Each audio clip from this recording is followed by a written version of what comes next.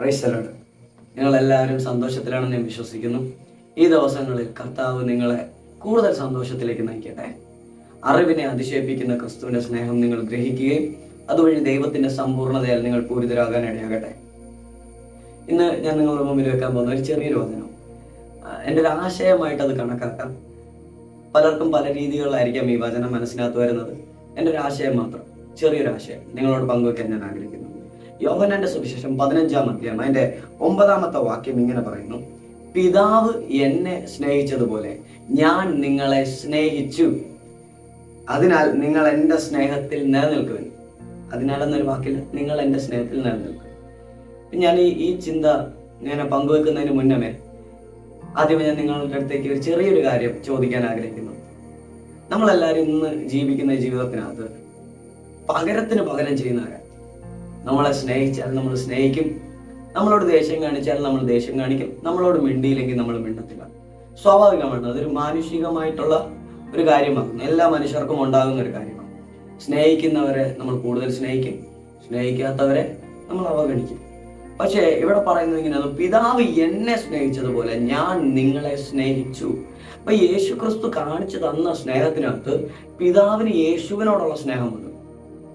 എന്താണ് പിതാവിന് യേശുവിനോടുള്ള സ്നേഹം? ഞാൻ നിങ്ങളോട് ചെറിയൊരു വചനഭാഗം ആദ്യമേ പറഞ്ഞതുപോലെ എഫെസസ് ലേഖനം 3:19 ഇങ്ങനെയാ പറയുന്നത്: അറിവിനെ അതിശയിപ്പിക്കുന്ന ക്രിസ്തുവിന്റെ സ്നേഹം. അത് നിങ്ങൾ ഗ്രഹിക്കുകയും അതുവഴി ദൈവത്തിന്റെ സമ്പൂർണ്ണതയാൽ നിങ്ങൾ പൂരിതരാകാൻ ഇടയാകട്ടെ. അറിവിനെ അതിശയിപ്പിക്കുന്ന ക്രിസ്തുവിന്റെ സ്നേഹം. എന്താണ് ഈ അറിവിനെ അതിശയിപ്പിക്കുന്ന ക്രിസ്തുവിന്റെ സ്നേഹം? നിങ്ങൾക്കറിയാം, നാം പാപികളായിരിക്കെ ക്രിസ്തു നമുക്ക് വേണ്ടി മരിച്ചു. അങ്ങനെ നമ്മോടുള്ള തന്റെ സ്നേഹം ദൈവം പ്രകടമാക്കി എന്നാണ് പൗലോസ് അപ്പോസ്തലൻ പറയുന്നത്. എൻ്റെ ഒരു ചിന്തയിൽ ഇങ്ങനെയാണ്: നാം പാപികളായിരിക്കവേ ക്രിസ്തു എനിക്ക് വേണ്ടി മരിച്ചു, അല്ലെങ്കിൽ ക്രിസ്തു നമുക്ക് ഓരോരുത്തർക്കും വേണ്ടി മരിച്ചു. അങ്ങനെ നമ്മോടുള്ള തന്റെ സ്നേഹം ക്രിസ്തുവാണ് വെളിപ്പെടുത്തുന്നത്. എൻ്റെ കാഴ്ചപ്പാട് അതെന്താ അങ്ങനെ? ക്രിസ്തു നമ്മളോട് തന്റെ സ്നേഹം വെളിപ്പെടുത്താൻ വേണ്ടി ക്രൂശിൽ മരിക്കേണ്ട ആവശ്യമുണ്ടായിരുന്നോ? ഞാൻ വിശ്വസിക്കുന്നു തീർച്ചയായിട്ടും ഇല്ല. ദൈവത്തിനൊന്നും അസാധ്യമല്ലായിരുന്നല്ലോ, അങ്ങനെ ഒരു മരണം തന്നെ ഒഴിവാക്കാമായിരുന്നു. പക്ഷെ എന്തിനാ യേശു ക്രിസ്തു ക്രൂശിൽ മരിച്ചത്? അതിന്റെ പഴയ നിയമത്തിനകത്തുനിന്ന് പല ഭാഗങ്ങളുമുണ്ട്. തീർച്ചയായിട്ടും അതിന് ഓരോന്നിനും കാരണങ്ങളുണ്ട്.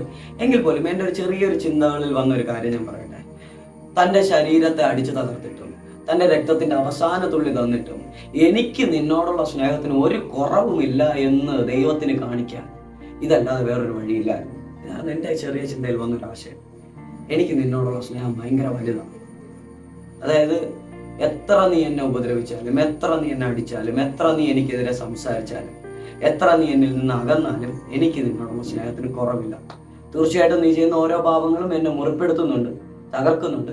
എങ്കിൽ പോലും എനിക്ക് നിന്നോടൊരു അംശം പോലും ദേഷ്യമില്ല. ഇത് കാണിക്കാൻ അദ്ദേഹം തൻ്റെ തന്നെ ശരീരത്തെ നമുക്ക് വേണ്ടി, നമ്മുടെ പാപപരിഹാര ബലിയായി അദ്ദേഹം തകർക്കാനിട്ടില്ലേ. ഞാൻ വിശ്വസിക്കുന്നത് കർത്താവിൻ്റെ സ്നേഹമാവുന്നു. കർത്താവിൻ്റെ സ്നേഹം അവിടെ ഒതുങ്ങിയില്ല. അവിടെ ഒതുങ്ങിയെങ്കിൽ നമുക്ക് പറയായിരുന്നു അങ്ങനത്തോടെ തീർന്നു എന്നു പറയായിരുന്നു. ഇല്ല, അവിടെ ഒതുങ്ങിയില്ല.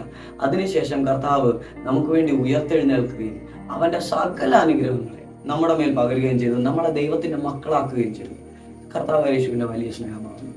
ഇവരുടെ ബൈബിൾ പറയുന്ന അറിവിനെ അതിശയിപ്പിക്കുന്ന ക്രിസ്തുവിന്റെ സ്നേഹം. അപ്പോൾ പിതാവിന് യേശുവിനോടുണ്ടായിരുന്ന സ്നേഹം നിങ്ങൾക്കൊന്ന് ഊഹിക്കാവുന്നതേ ഉള്ളൂ.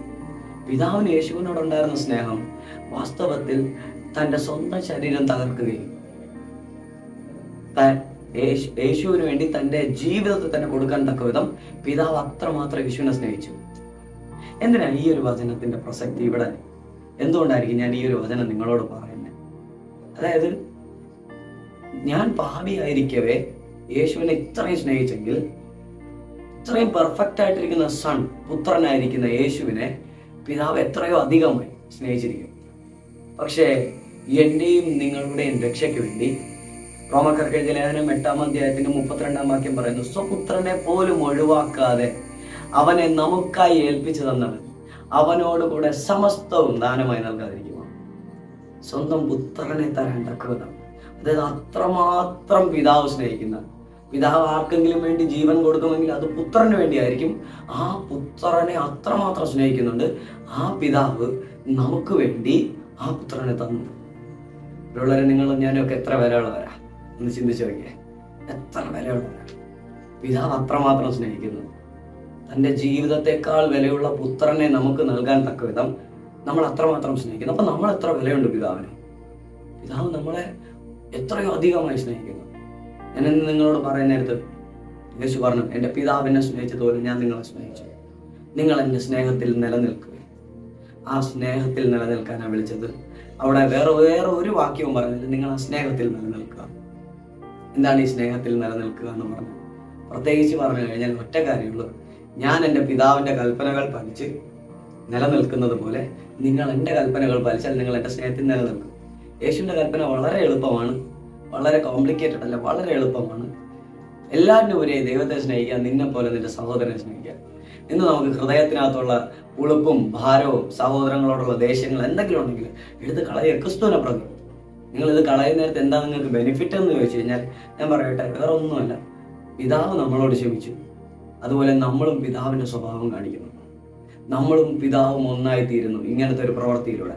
കർത്താവ് നമ്മെ ധാരാളം അനുഗ്രഹിക്കട്ടെ.